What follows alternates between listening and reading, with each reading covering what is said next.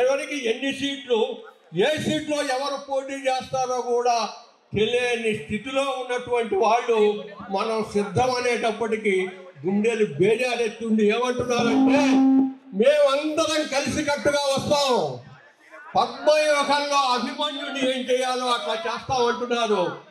మన జగన్మోహన్ రెడ్డి అభిమన్యుడు కాదు, అర్జునుడు.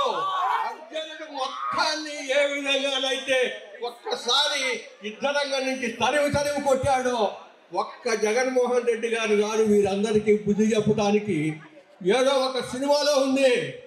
అది మగధీర సినిమాలో హీరో చెప్తాడు, ఒక్కొక్కడు కాదు షేర్ ఖాన్, 100 మంది రండి, మీ అందరినీ ఏ విధంగా చేస్తానో చేసి చూపిస్తా అని. ఇప్పుడు జగన్మోహన్ రెడ్డి గారు అదే చెబుతున్నాడు.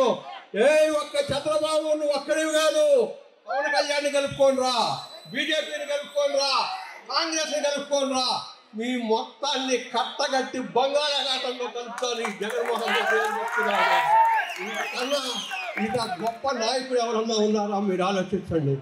ఆయన ఒకటే చెబుతున్నాడు, నేను ఈ 4.5 సంవత్సరాల కాలంలో ఏ పని అయితే చేశానో అది ప్రజలకు ఏం హితం చేకూరిందో, ప్రజలు ఏం ప్రయోజనం చెందారో, నేను చేసిన పని మీకు ఉపయోగకరంగా ఉంది అంటేనే నాకు ఓటేయండి, లేకపోతే అక్కర్లేదు అన్నాడు. ఈ విధంగా చెప్పినటువంటి రాజకీయ నాయకుడు ఈ ప్రపంచ చరిత్రలోనే ఎవరూ లేరు, ఒక్క జగన్మోహన్ రెడ్డి గారు తప్ప. ఈ 32వ డివిజన్ ఇంత అభివృద్ధి చెందడానికి కారణం మన అప్పిరెడ్డి గారు మాత్రమే. వారు ఈ డివిజన్ ఎప్పుడైతే దత్తత తీసుకున్నారో ఆ రోజు నుంచి ఈ డివిజన్ అభివృద్ధి పదంలో పరుగెడుతూనే ఉంది. ఇంకొక 10 రోజుల్లో 4వ లైన్ కూడా పూర్తవుతుంది.